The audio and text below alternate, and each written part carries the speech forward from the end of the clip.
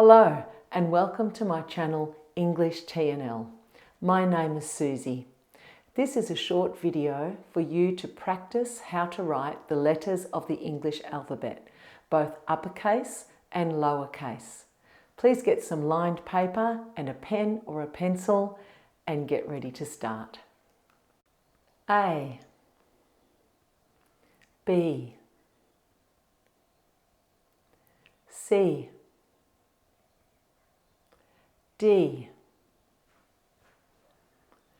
E, F, G, H, I, J, K, L, M, N,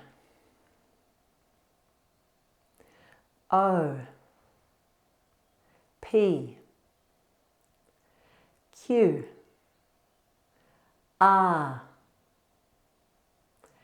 S, T, U, V, W, X, Y, Z.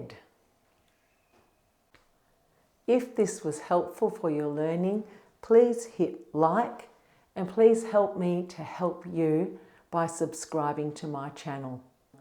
If you would like more help in writing the letters of the English alphabet, both upper and lowercase letters, please be sure to watch and practice along with my videos. Thank you and see you next time.